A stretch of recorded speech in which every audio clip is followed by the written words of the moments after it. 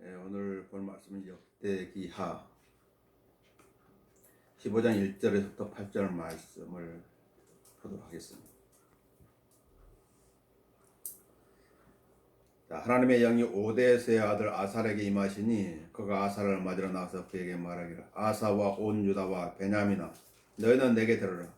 너희가 그분과 함께 하는 한 주께서 너희와 함께 하시고 너희가 그분을 찾으면 너희를 만나 주실 것이나 만일 너희가 그분을 버리면 그분께서도 너희를 버리시리라.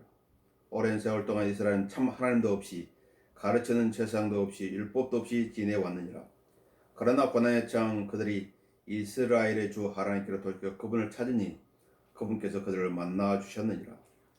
그때에는 나가는 자나 들어오는 자에게 화평이 없고 큰 소란이 지방들의 모든 거민 위에 있었느니라. 민족이 민족에 의해서 성읍이 성읍에 의해서 파괴되었으니 이는 하나님께서 모든 대적으로 그들을 소란케 하셨습니다. 그러므로 너희는 강하게 되고 너희의 손이 약해지지 않게 하라. 이는 너희의 행위가 보상받을 것임이라 하더라.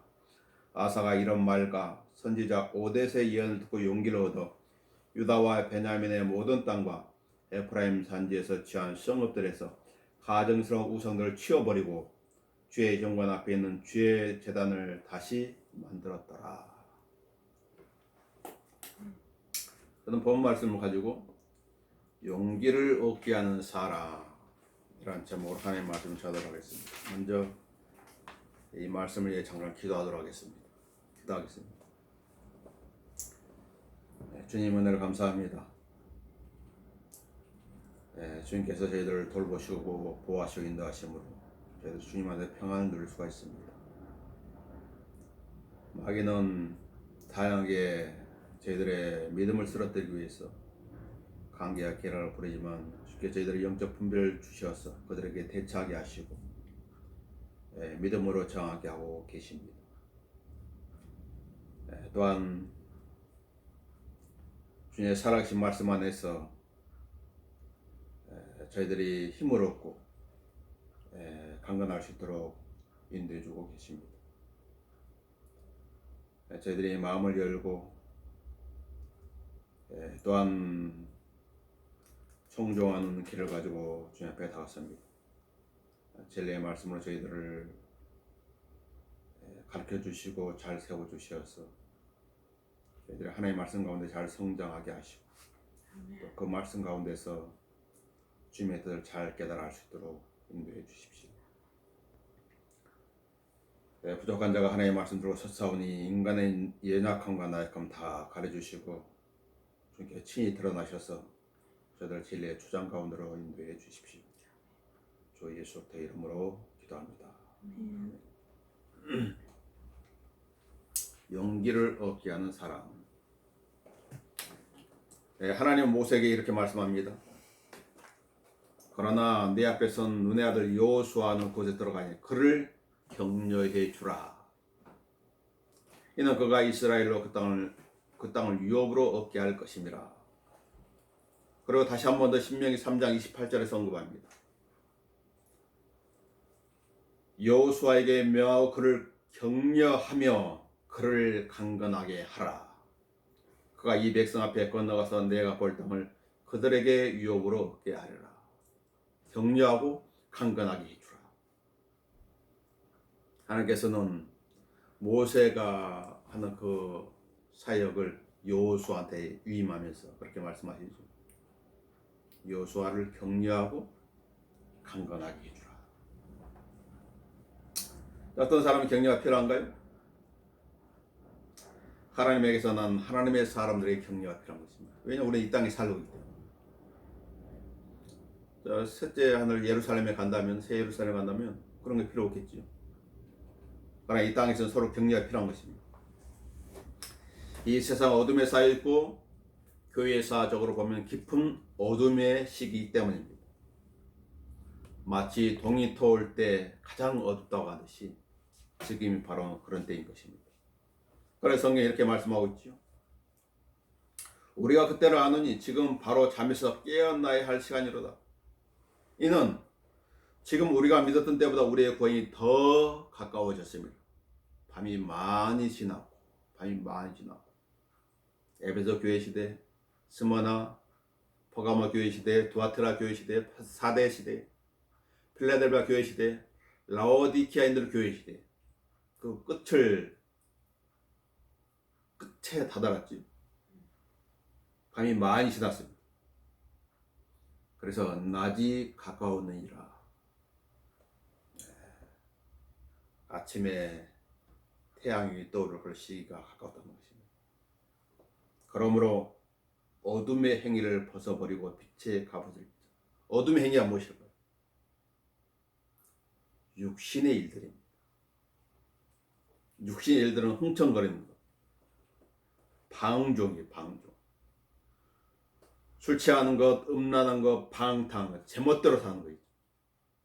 다투는 것, 시기하는 것. 이게 육신의 일들입니다. 그러므로 어둠의 행위를 벗어버리고 빛의 갑옷을 입자. 왜 그렇다고요? 예수님께서 오는 시기가 더 가까워졌기 때문에 정신을 차리고 살아가는 것이죠. 그래서 오직 주 예수 그리스도로 옷 입고 주 예수 들어 옷 입고, 그 말은 뭐 예수님이 드러나야 된다는 거죠. 옷이라면 드러나는 것이죠. 양복을 입으면 다 신사로 보이고, 제복을 입으면 거기 제복에 맞게 그 사람이 보이는 것이죠. 오직 주 예수 들어 옷 입고 정욕을 채우려고 육신을 위해 계획하지 말라. 육신을 위해 계획하는 사람이 있었죠. 누구입니까? 바로 탕자입니다.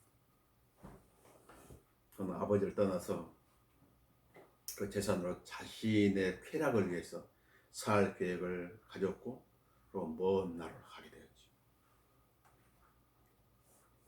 하나님은 하나님의 일꾼들을 보내셔서 믿음에 대해 격려해주고, 그 믿음 잘 견지하고 있구나, 격려해주고, 사랑과 선행을 격려하십니다. 그러므로 하나님의 사람들의 입은 하나님의 복을 전달해주는 통로입니다. 그렇다면 그 입이 어떻게 된 입이어야 될지 유념해 봐야 되겠죠. 같은 입에서 축복과 저주가 나온도다. 나의 형제들아, 이렇게 되어서는 아니 되느니라. 어떤 그리스도인이 그리스도를 저주한다면 그 말이 되겠어요? 안 되지. 그리스도인이 어떤 그리스도를 저주한다 해서 그 저주가 임하는 것도 아닙니다. 이렇게 돼서 아니 된다고 말씀하고 있죠. 그러면서 너희 입에서 어떤 더러운 말도 나오지 아니하게 하고, 오직 서로를 세운 데 필요한 좋은 것만을 말하여, 좋은 것만 말해서 듣는 자들에게 은혜를 끼치게 하라. 이것이 우리가 혀를 어떻게 사용해야 될지 에베소 4장 29절에서 말씀해 주고 있는 것입니다. 자, 용기를 얻게 한 사람, 어떻게 용기를 얻게 했을까요? 첫 번째, 용기를 준 사람인 그는 왕에게 용기를 얻겠습니다.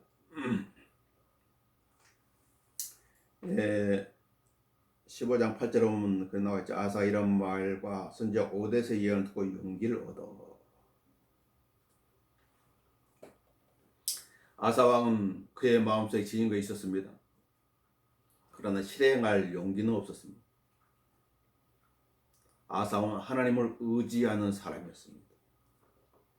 그가 통치하는 때에 에디오피아인 세라가 100만 군대와 100만 군대로 침략에 들어왔지. 아사 왕의 군대는 58만이었습니다. 숫자에서도 배가 차이 나죠. 예수님은 누가복음 14장 30절 이렇게 말씀하죠. 또한 어떤 왕이 다른 왕과 싸우러 나갈 때 먼저 앉아서 2만 명을 데리고 자기를 대적하여는 그를 1만 명으로 물리칠 수 있는 숙고해 보지 아니하겠느냐. 만일 할 수 없다면 그 적들이 아주 멀리 있을 때 사신을 보내 화친을 요구하지 아니하겠느냐. 그러니까 에디오피아인 세라가 100만 대군을 침략해 올 때 58만 명으로 그를 싸워 이길 수 있는지 아사왕은 생각해 봐야 되겠죠. 근데 아사왕은 100만 대군을 대적해서 싸워서 승리했어요. 어떻게 해서 승리했을까요? 주를 의지했기 때문이에요. 아사왕의 기도가 14장 11절에 나와 있는데요. 아사왕은 주를 의지하며 이렇게 기도했으며 주여 그들의 수가 많더니 그들에게 힘이 없던지 주께서 도와주시는 아무것도 아니니이다. 주께서 모든 게 가능하십니다. 오 주 우리 하나님이 우리를 도우소서. 이는 우리가 주를 의지하며 주의 이름으로 이 물을 대적하러 감이니이다. 오 주여 주는 우리의 하나님이시니 사람이 주를 이기지 못하게 하소서. 주님께서 자신을 의지하는 이 아사왕의 기도를 들으시고 승리를 그들에게 안겨주셨죠. 그 14장 12절에는 뭐라고 나옵니까? 이에 주께서 아사와 유다 앞에서 에디오피아인들을 치셨으니 에디오피아인들이 도망하더라. 주께서 치셨단 말이죠. 주를 의지하는 사람에게 하나님께서는 어떻게 응답을 해주셨어요? 승리로 응답을 해주신 거예요. 성경에 이렇게 말하죠. 아무것도 염려하지 말고 다만 모든 일에 기도와 간구로 너희 구하는 것들을 감사함으로 하나님께 알려지게 하라. 그리하면 하나님께서 해결해 주시겠다 말이죠. 하나님은 아사왕과 그의 백성에 승리를 안겨주셨습니다. 그리고 힘이 많은 탈취물들을 가지고 예루살렘에 돌아옵니다. 그때 아사왕은 선지자 아사랴로부터 하나님의 말씀을 듣게 되죠. 그것이 1절에서부터 7절에 있는 내용입니다. 선지자 아사랴는 어떤 말로 왕에게 용기를 얻게 하셨습니까? 자, 첫 번째 15장 2절에 나왔죠. 그가 아사를 맞으러 나가서 그에게 말하라. 아사와 온 유다와 베냐민아 너희는 내게 들으라. 너희가 그분과 함께하는 한 주께서 너희와 함께 하시고 하나님께서 너희와 함께 하신다는 말로 용기를 얻겠습니다. 하나님께서 나와 함께 하시면 두려울 것이 있을까요? 이 말은 하나님께서 나를 위하시면 누가 나를 대적하리요 말과 똑같은 거예요. 로마서 8장을 한번 봐보세요.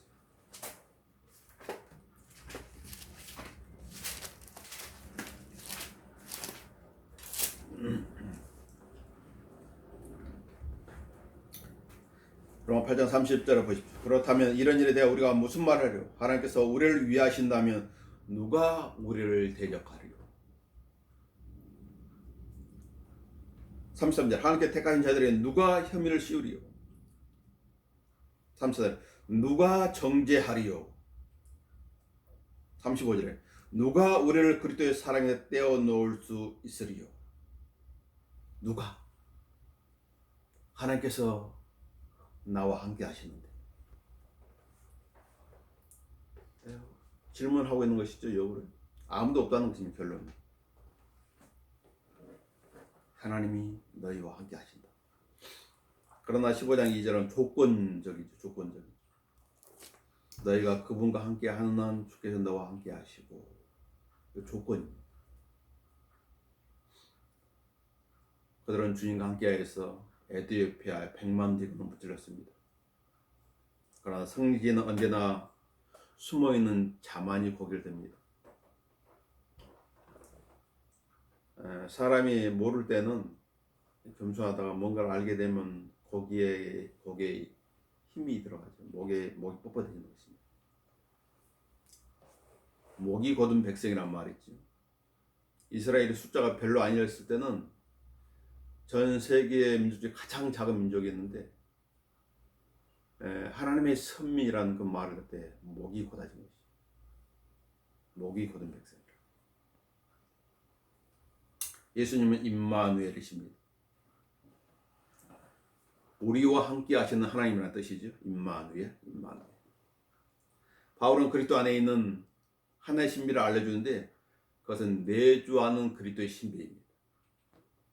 그래서 골로새 1장 27절은 이 신비는 너희 안에 계신 그리스도시요 곧 영광의 소망이니라. 하나님께서 함께 하신다는 말이에요. 무엇으로요? 우리 안에서 신비한 방법으로 함께 하신다는 거예요. 예수님께서는 우리와 함께 하실 뿐만 아니라 이렇게 말씀하셨죠. 내가 너를 떠나지 아니고 너를 버리지 아니하리라. 이게 우리 13장 9절. 우리 이 땅에 있잖아요. 몸을 교인 동안은 세상으로부터 영향을 받습니다. 슬픈 일을 겪으면 눈물을 흘릴 수밖에 없고 괴로운 일을 당하면 절망할 수밖에 없고 고통을 당하면 아파할 수밖에 없죠. 그런 육신의 몸을 입은 저희들에게 주님께서는 뭐라고 하십니까? 내가 너를 떠나지 아니하고 너를 버리지 아니하리라. 그게 약속하셨습니다. 너희가 그분을 찾으면 너희를 만나 주실 것이라는 약속.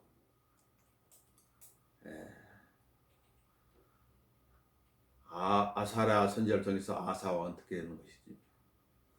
하나님 찾아주신, 하나님 찾으면 만나 주신다. 하나님께서 함께 하시고 함께 할 때 항상 침묵하고 계시는 게 아니라 찾으면 또 만나 주시는 것이죠. 응답해 주는 것입니다. 함께 하지만은 침묵할 수 있죠. 계속 나는 그럼 내가 너와 함께 해주겠어. 내가 너랑 함께 하겠어. 임마누엘 하겠어. 그런데 계속 내 어려운 사정에 대해 침묵하게 해줄 수 있죠. 함께 하지 마. 그런데 어떻게 한다고? 찾으면 만나 주신다는 말씀을 해주시는 거예요. 선지자를 통해서. 청년 사울은 아버지의 나귀들 찾으러 나섰다가 찾지 못하자 누구를 찾아갑니까? 하나님의 사람 사무엘을 찾아갑니다. 사무엘을 찾아가면 뭘 얻을 수 있기 때문에 답을 들을 수 있기 때문에 인생의 문제, 영원한 문제, 하나님의 사람을 찾아가면 답을 얻을 수가 있습니다. 이 세상에 대한 문제도 마찬가지입니다. 잘 찾아가야지. 다윗 왕은 솔로몬에게 이렇게 말합니다. 너는 내 아버지 하나님을 알라. 주께서는 모든 마음을 살피시고 생각의 모든 상상을 아시나니 만일 내가 그분을 찾으면 그가 너를 만나실 것이라고 고민합니다. 역대기상 28장 9절에서 찾으면 만나주신다. 우상은 어떻습니까? 우상 아무리 찾아도 응답해 줄 수 없는 것이 우상입니다. 그 앞에서 통곡하고 애통하고 부르짖을지라도 우상은 응답이 없습니다. 입이 있으나 말할 수 없고 귀가 있으나 들을 수 없고 손이 있으나 도와줄 수 없는 것이 우상입니다. 그러나 우리 하나님은 그 우상이 아니죠. 역대기하 16장 9절을 보십시오.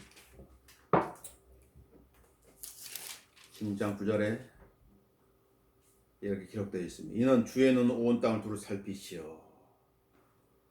온 땅 살피시나 말이에요. 자신을 향하여 마음이 온전한 자들을 위하여 자신이 강함을 보이십니다. 하나님께서 아사를 먼저 아사 왕이 하나님을 의지하는 거예요. 그러니까 하나님께서 아사 왕한테 승리를 안겨준 거예요. 100만 대군을 이기게 하신 거예요. 하나님께서 지금도 누군가를 찾고 계십니다. 그렇죠? 이 말씀대로 온 땅을 두루 살피시오. 누가 나를 찾고 있는 것인가?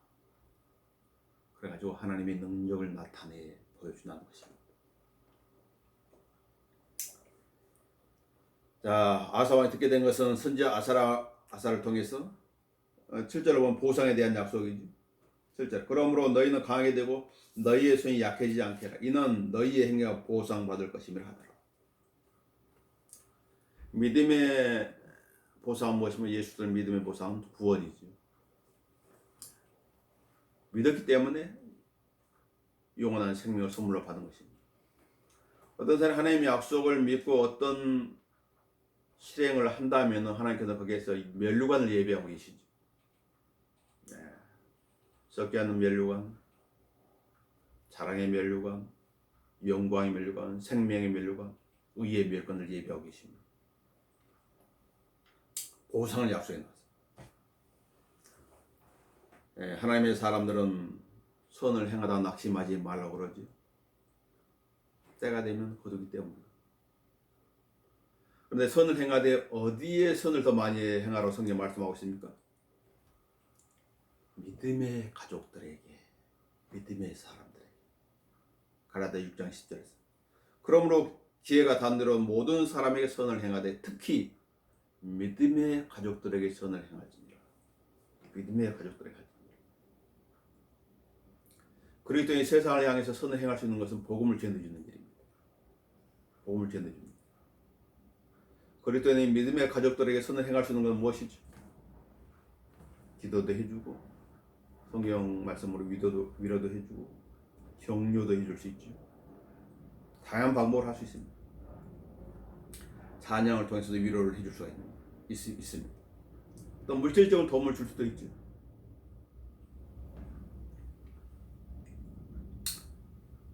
하나님의 약속을 굳게 붙잡을 수 있는 믿음이 있어야 하나님을 기쁘시게 할 수가 있습니다. 성경은 주님을 열심히 찾는 자들에게 보상하는 분신을 마땅히 믿어야 된다고 히브리서 11장 6절에 말씀하고 있죠.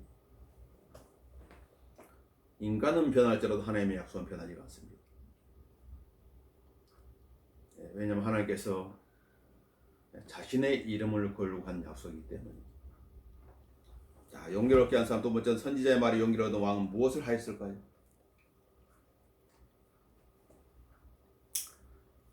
자, 8절 9절에 보면은 이렇게 기록되어 있습니다. 아하사가 이런 말과 선지자 오뎃의 예언을 듣고 용기를 얻어 유다와 베냐민의 모든 땅과 에프라임 산지에 취한 성읍들에서 가증스러운 우상들을 치워버리고 주의 현관 앞에 있는 주의 제단을 개수하였더라. 그 온 유다 베냐민을 모았으며 그들과 함께 에프라임과 므낫세와 시몬에서 타국인들을 모았는데 많은 사람이 이스라엘에서 나와 그에게로 들어갔으니 이는 그들이 주 그의 하나님께서 그와 함께 하시는 것을 보았음이더라.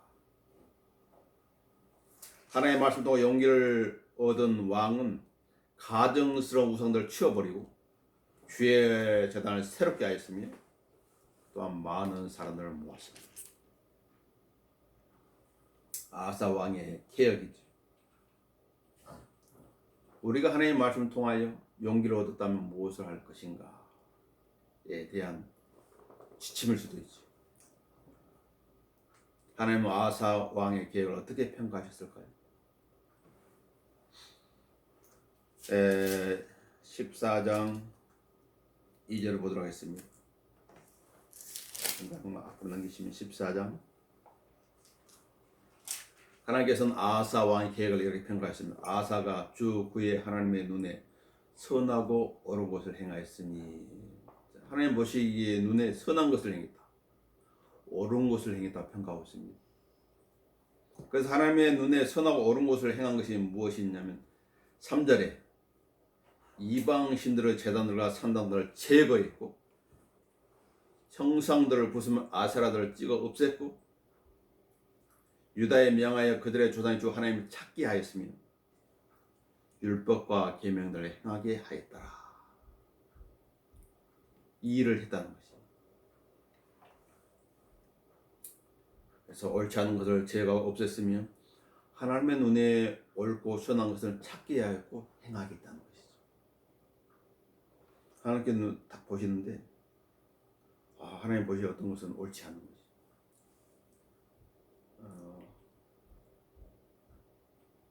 하나님을 화나게 하는 것이라고 말이죠. 그런데 어떤 것은 하나님 눈에 선하고 옳은 것이. 그래 하나님 눈에 걸리는 것은 다 제거해요. 하나님 보시기 좋은 것들은 다 하도록 권장을 했다는 것이죠. 하나님께 창세 1장에서 창조할 때도 그랬죠. 어떤 것은 보시기 좋았지만 어떤 것은 보시기 좋았다는 말이 없는 것입니다. 하나님께서 나를 보신다면 어떤 부분을 보시고 좋았다고 말씀하실 거예요. 또 어떤 부분을 보시고 불쾌했다고 말씀하실 거예요. 다윗 왕이 우리 히딘 우리의 아내 밧세바를 취했을 때, 계획적인 살인을 저질렀을 때, 자기 죄를 이렇게 덮기 위해서 하나님께 뭐라고 성경이 봤다면 심히 불쾌했다고 일하고 있는 것입니다. 다윗의 그런 행위들이. 우리가 하는 어떤 행위들도 주님은 불쾌하게 할 수가 있는 것입니다. 육신적인 것들, 육신적인 말들 하나 불쾌하게 할 수 있죠. 그러나 우리가 하는 어떤 부분들은 하나님 기쁘게 할 수가 있는 것입니다. 백부장이 주님 오실 필요가 없습니다. 말씀하십시오. 그럼 내 종이 나올 것입니다. 그 말은 하나님을 놀라게 했죠. 수로페니키아 여인이 한 말, 걔들한테 줄 거 있다. 예, 맞습니다, 주여. 그러나 걔들도 주인의 상에서 떨어진 부스러기를 먹습니다. 이걸 했을 때 주님께서 여자야, 내 믿음이 굳어도, 그렇게 말씀하신 거죠. 내 믿음도 될지.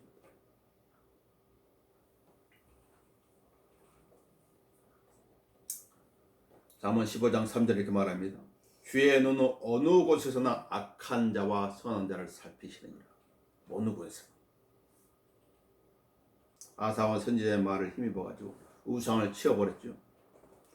그 우상은 가증스러운 것이라고 말하죠. 가증스러운 것. 주님 보시기에 가증스러운 것은 어떤 것이 있을까요? 잠언서 6장을 보도록 할까요? 잠언서 6장에는 주님 보시기에 가증스러운 것들이 나열되어 있습니다. 7가지가 기록되어 있죠.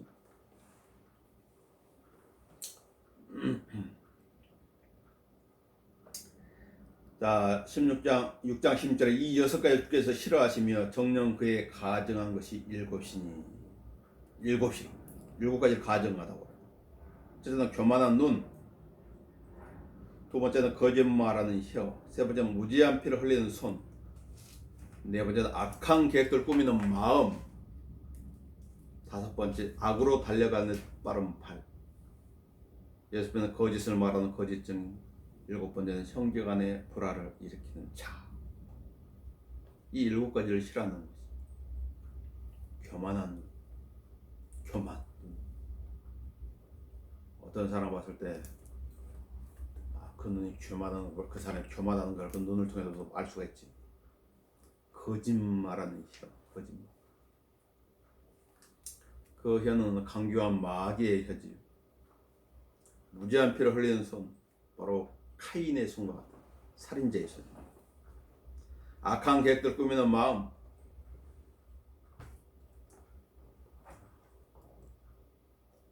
예수님을 죽이기 위해서 기라를 꾸몄던 그 제사장들과 바리새인들, 서기관들. 악으로 달려가는 빠른 발, 악으로 달려가는 빠른 발. 진리를 따르는데 진리를 실행하고 따르게 달려가는 발이 아니라 그 반대로 악을 실행하기 위해서 달려가는 빠른 발. 거짓을 말하는 거짓, 거짓말. 거짓말은 어디서 나오면 거짓말 출처는 마귀지. 요한복음 8장 44절에서. 그 마귀가 아는 진리가 없기 때문에 자신에게 있는 것이 나오는데 그 자신의 거짓말을 가득 차기 때문에 거짓말이 나오는 것입니다. 형제간의 불화를 일으키는 자. 여기에 하나를 더 더한다면 어떤 것이 있을까요? 자기들 스스로 의롭다고 하는 종교인들. 너희는 사람들 앞에 스스로 의롭다고 하는 자들이지만 스스로 의롭다고 하나님께 인정해서 의로운 것이 아니라 하나님께서 너희의 마음을 아시느니라. 이는 사람들 가운데 크게 높임을 받는 것이 하나님 보시기에는 가증스러움이니라. 성경의 원칙은 높아지려면 낮아지라는 것이죠. 낮아지면 하나님께 높여주겠다는 것입니다. 스스로 의롭다고 하는 자들은 스스로 높이는 자들이에요. 하나님 보시기에 가증스럽다고 말씀하고 있습니다. 누가복음 16장 15절이죠. 이러한 사람들은 하나님 보시기엔 아무것도 아닌 사람들입니다. 또한 자신을 속이는 어리석은 사람들이죠. 하나님 10계명의 제1계명과 제2계명 우상을 다루고 있죠. 자, 출애굽기 20장으로 넘어오도록 하겠습니다.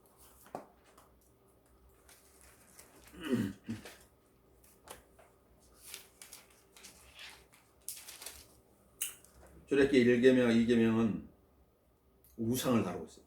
첫 번째 계명은 20장 3절에 나왔죠. 너는 내 앞에 다른 어떤 신들도 있게 하지 말지니라. 내 앞에 다른 신들을 있게 하지 마. 두 번째는 3절에 너는 어떤 색인 형상도 내게 만들지 말라. 그것이 하늘에 있는 것이든 아래로 땅에 있는 것이든 땅 아래 물속에 있는 것이든 만들지 말라. 만들지 말고 그것들에 절하지 말고 그것들을 섬기지 말라는 것이지. 왜 그렇다고요? 하나님은 질투하는 하나님이시기 때문에 질투하신다. 세 번째는 너는 주 너의 하나님의 이름을 헛되이 사용하지 말라. 주는 그의 이름을 헛되이 사용한 자를 죄 없다고 여기지 아니하리라. 농담 삼아서 하나님의 이름을 사용한 사람들, 하나님의 이름을 빙자해가지고 사익을 추구하는 가짜들도 있죠.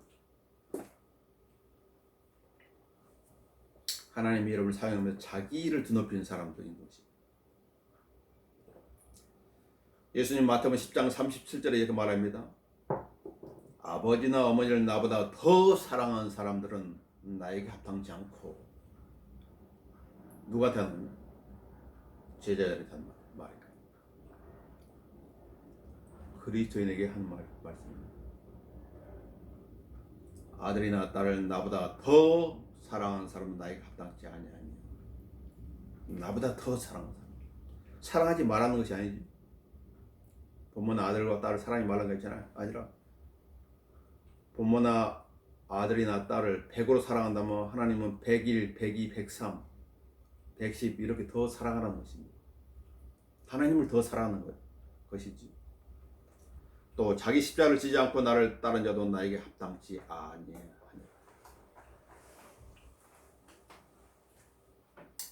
출애굽기에서 말하는 10계명하고 똑같은 거예요. 같은 것이 반복되는 거죠. 하나님을 더 사랑하는 것이죠. 무엇을 다했어요?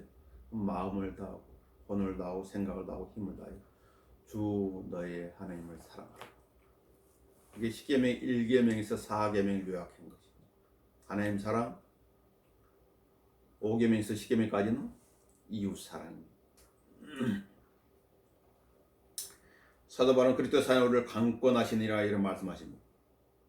한 사람이 모든 사람을 위하여 죽으면 모든 사람이 죽은 것이라고 판단하기 때문이라. 예수님께서 모든 사람이 죽으셨죠. 왜 죽으신 것입니까? 그가 모든 사람을 위해 죽으신 것은 산 자들이 이제부터는 더 이상 자신들을 위하여 살지 않고 자기들 위해 죽었다가 살아나신 그분을 위해 살게 하는 것이다. 그다음 그리스도인이 남겨진 목적은 무엇이? 그리스도의 남은 삶을 살게 하는 목적인 것입니다. 그리스도를 드러내는 삶을 살라는 것입니다. 이게 하나님께서 우리를 이 세상에 보내신 목적이라는 말이죠. 아사 왕은 선지자의 말을 힘입어 가지고 주의 제단을 새롭게 바꾸었습니다. 하나님께서 받으신 경배는 영과 진리로 드는 경배이죠. 인간의 노력과 땅의 열매로 드리는 종교는 카인의 종교입니다. 진리의 지식을 따르지 않는 열성은 성경적이지 않습니다. 이 세상에 보면 믿음으로 구원받는다고 말하는 것은 단 하나밖에 없어요. 유일한 구세주를 말하고 있는 것은 하나밖에, 기독교밖에 없죠. 다른 종교는 다 뭐예요? 다 행위를 강조하는 행위.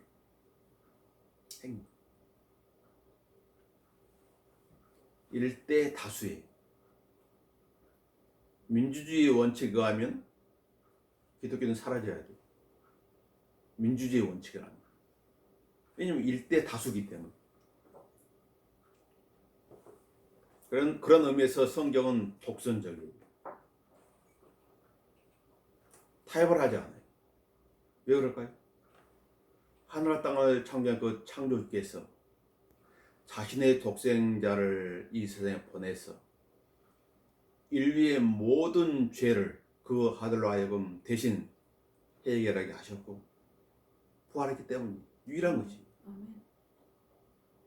어느 종교의 창시자가 죽었다가 죽은 자들로부터 부활했다는 기록을 본 적이 있는 것입니다. 예수님의 무덤만이 빈 무덤이지 다른 종교의 창시의 무덤들 그대로 있는 것입니다. 독선적인 것이 아니라 유일한 진리일 뿐이에요. 사람들은 사탄한테 너무 속고 있는 것이죠.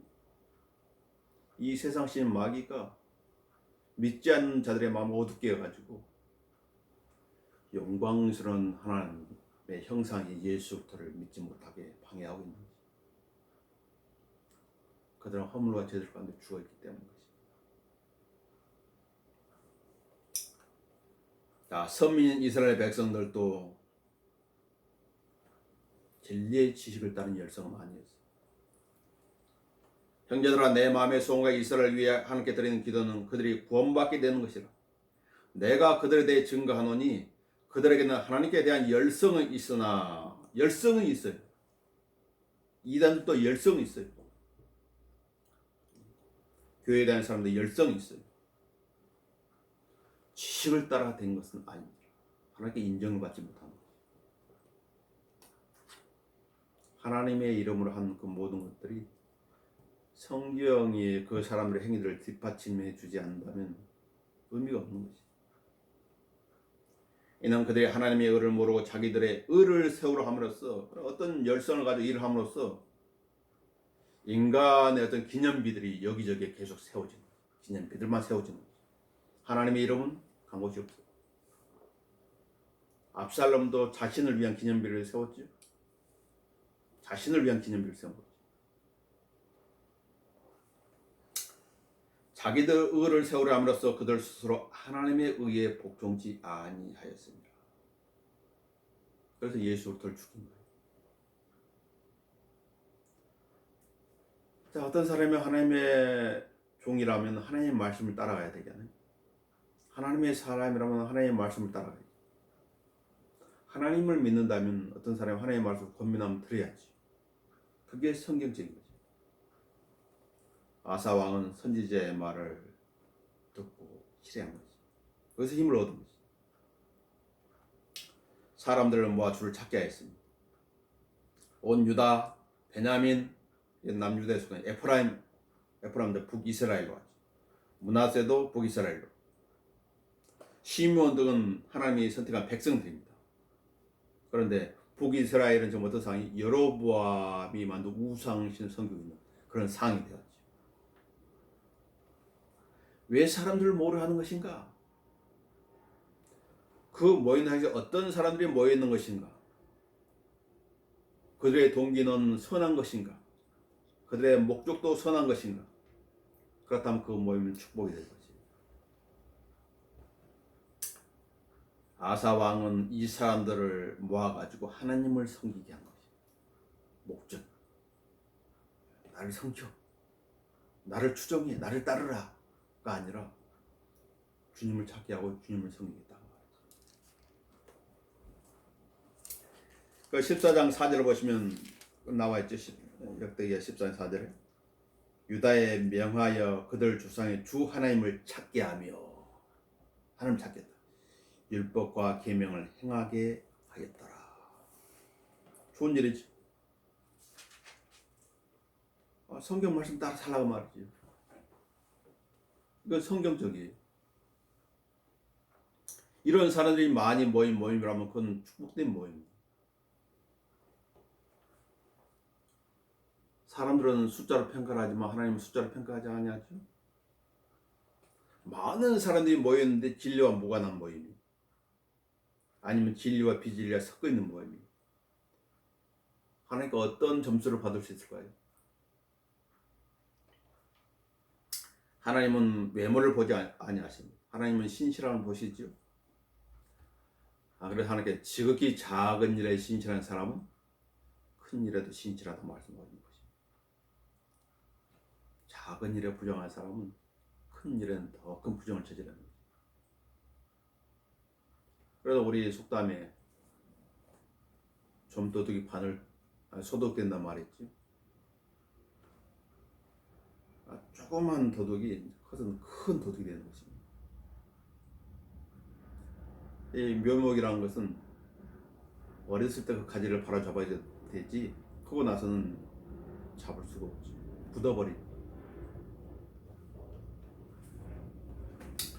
하나님은 약속을 지키신 신실하던 하나님이십니다. 모세도 신실했고 다윗도 신실했습니다. 다니엘도 신실했죠. 그렇다면 우리에게 요구되는 것도 신실함입니다. 신명기 7장 9절을 보도록 하겠습니다. 신명기 7장 9절을 보시면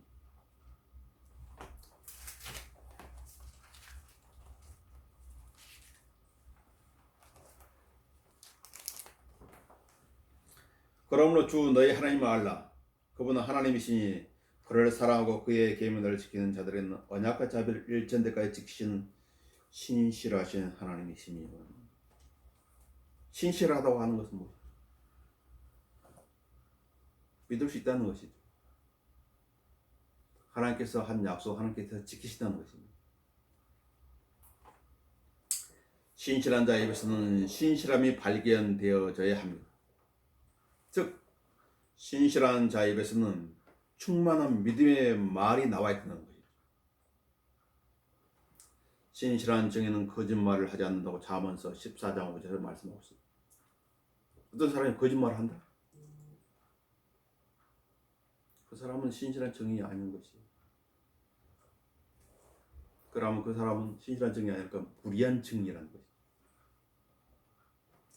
신실한 증인은 주님의 신실함을 찬양합니다. 오 주여, 주는 나의 하나님이시니 내가 주를 높이고 내가 주의 이름을 찬양하나이다. 이는 주께서 경이로운 일들을 행하셨으며 주의 이해 계획들은 신실함과 진리임이니이다. 이사야 25장 1절 말씀입니다. 용기롭게 하는 사람 세 번째는 왕의 계획에 동참한 그들은 어떻게 했을까요? 10절에서부터 15절에 나와있죠. 그래 그들이 아하스의 7일 제15년 3월에 예루살렘에 모여 그날 그들이 가져온 탈취물 중에서 수소 700과 양 7천을 주께 드리고 또 그들이 그들의 마음을 다하고 혼을 다하여 그들 조상의 주 하나님을 찾기로 언약하였으니 이스라엘 주 하나님을 찾으려 하지 아니한 자는 작은 자나 큰 자나 남자나 여자나 누구든지 죽음에 처하기로 하였더라. 주께서 그들이 주께 큰 음성으로 맹세하였으며 외침과 나팔과 뿔나팔로 하였더라. 온 유다가 그 맹세를 기뻐하였으니 이는 그들이 그들의 마음을 다하여 맹세하고 그들의 모든 바람을 그분을 찾았더니 그분께서 그들을 만나 주셨습니다. 주께서 그들에게 사면의 안식을 주시니라.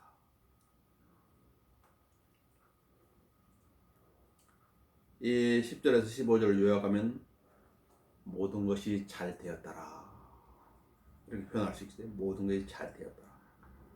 그들은 주님께 예물을 드렸습니다. 사도 바울은 그리스도를 향하여 이렇게 말합니다. 너희 몸을 하나님께서 기뻐하시는 거룩한 산 제물로 드리라. 이것이 너희가 드릴 합당한 예배니라. 이렇게 말합니다. 우리의 몸을 드리되 산 제물, 하나님께서 기뻐하시는 산 제물을 드리라는 것이죠. 원래 제물은 죽여서 드리는 것인데 산 제물을 드리라는 것입니다.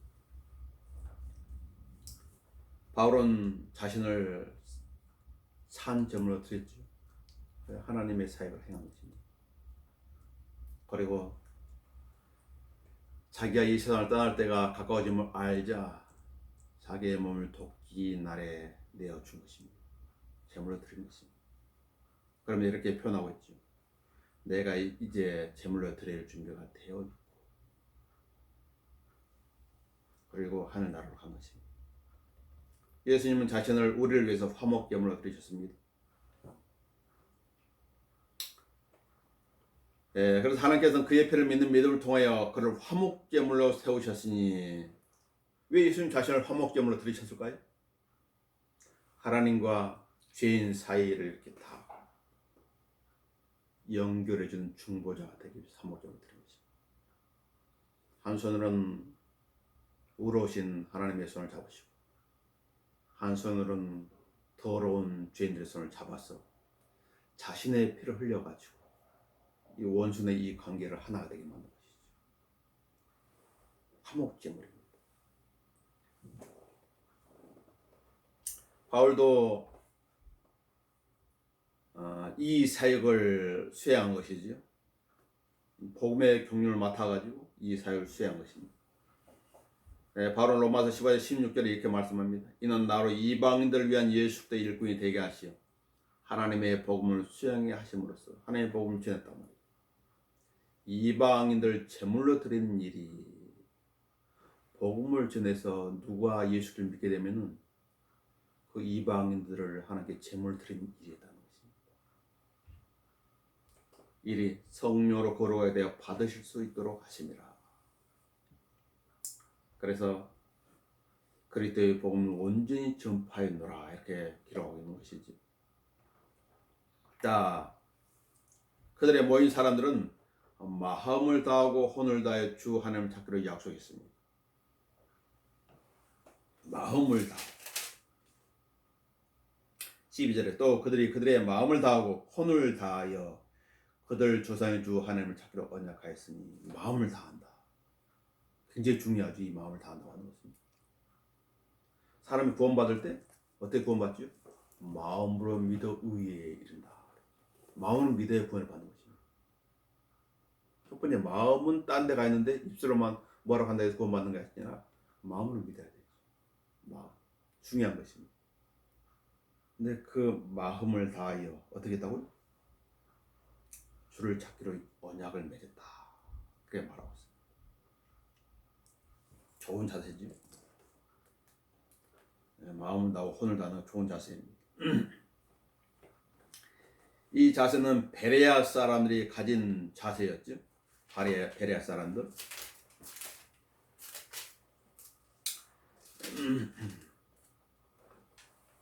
베레아 사람들은 데살로니가 사람들보다 더 구성하여서 전심으로 말씀을 받아들이고 그 말들이 그런가 하여 매일 성경을 상고함으로 사도행전 17장 11절 베레아 사람들의 자세입니다.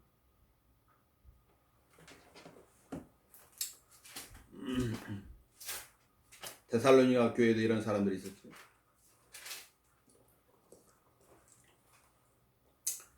이로 인하여 우리가 하나님께 쉬지 않고 간섭하면 너희가 우리에게 들은 바 하나님의 말씀을 받을 때 사람의 말로 받아들이지 않냐고 사실 그대로 하나님의 말씀으로 받았음이니 이 말씀을 믿는 너희 가운데서 효과적으로 역사하느니라. 사도 바울 그 일행들이 전해준 말씀 하나님의 말씀은 하나님의 말씀 그대로 받았단 말이죠. 그래서 하나님의 역사에 일어났다는 것입니다. 그들은 주께 큰 음성으로 맹세했습니다. 그 맹세는 마음을 다하여 한 맹세라고 15절에 말씀하고 있죠. 온 유다 그 맹세를 기뻐했으니 이는 그들이 그들의 마음을 다하여 맹세하고 마음을 다하여 맹세합니다. 어떤 거와 같을까요? 갈라디아 1장 10절에 있는 내용과 같은 것입니다.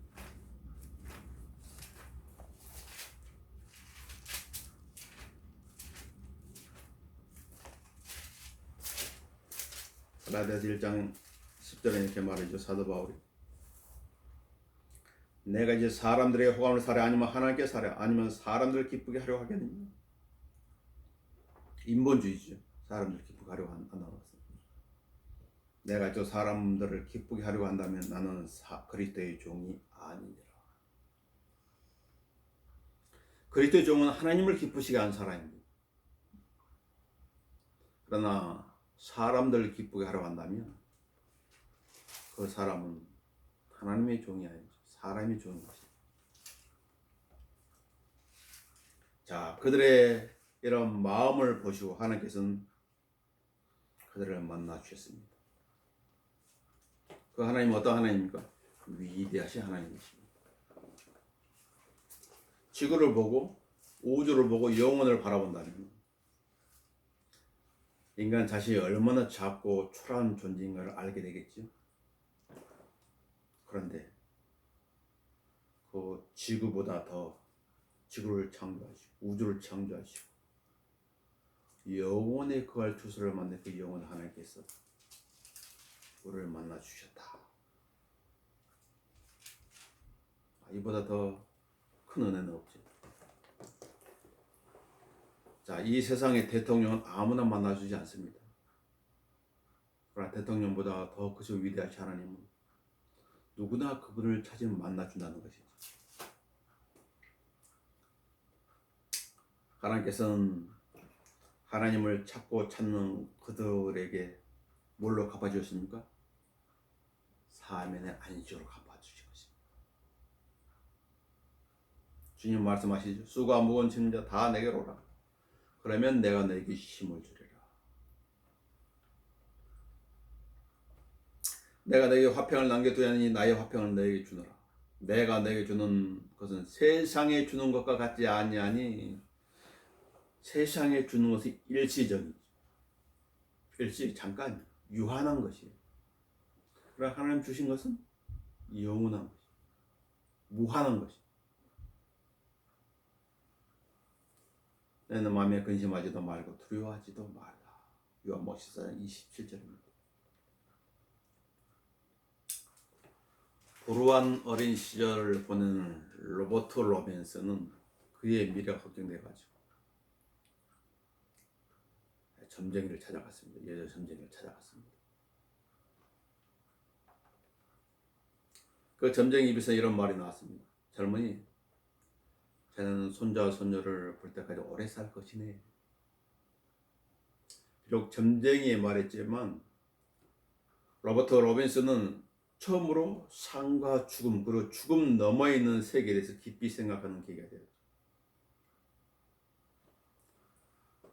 여러 가지 풀리지 않는 인생의 문제로 괴로워하고 있을 때 그는 조지 휘필드 목사가 인도하는 집회에 참석이 되었습니다. 그곳에서 예수님을 만나게 되었죠. 그리고 그는 주님의 뜻을 바로 알기 위해서 몇 년 동안 혼자 신학을 공부했어요.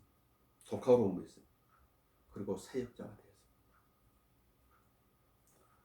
23살의 나이로 목회하던 어느 날 모든 복이 그는 하나님으로부터 온 것이라는 것을 깨닫게 되었고 그 하나님의 은혜가 감사하는 것이 그 자신의 폭풍처럼 밀려오게 된 것이죠. 그때 그는 무릎을 꿇고 주님을 갈망하는 마음으로 글을 썼습니다. 그것이 바로 우리가 부르는 찬양 복의 근원 강림하사라는 시입니다. 한 사람이 당황하다가 점쟁이의 말을 듣고 뭔가를 생각하겠다고 그때 괴로워하던 이 청년에게 한 줄기 빛은 누구예요? 조지 시필드라는 사람을 통해서 전달된 하나님의 말씀이었어요. 그의 인생의 문제를 해결해 준 것이죠. 인생의 문제뿐만 아니라 영원한 문제도 해결해 준 것입니다. 그는 주님께 기도했죠. 주님 이 몸을 사용해 주시고 주님께 다 사용하시면 편안히 누가게 해주십시오. 주님께서는 그의 기도대로 그를 사용하셨고 그의 나이 54세 때 그 영원한 주소로 로버트 로빈슨을 데려가신 것입니다.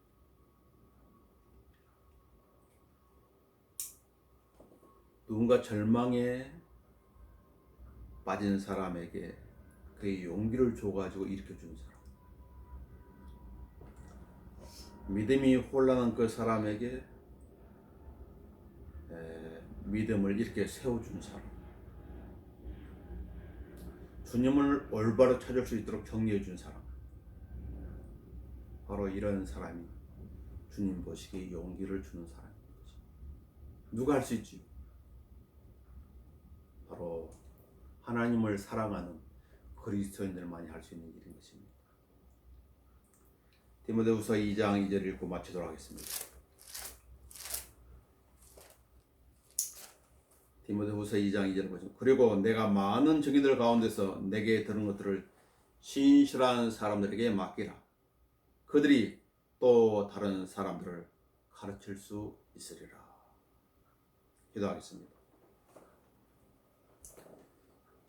주님의 은혜를 감사합니다. 아사왕은 선지자 아사라의 말씀을 듣고, 아사를 통해서 저는 하나님의 말씀을 듣고 개혁을 할 수 있었습니다. 저희들 생애에도 하나님께 주신 이 말씀을 통해서 내 개인적으로 잘못된 그런 부분이 있다면 바로 닫게 하시고, 주님 보시기에 선하고 기뻐하실 만한 그런 일들로 우리의 일상에 가득 채워지게 해주시옵소서. 주 예수 그리스도의 이름으로 기도합니다. 아멘. 우리 찬송가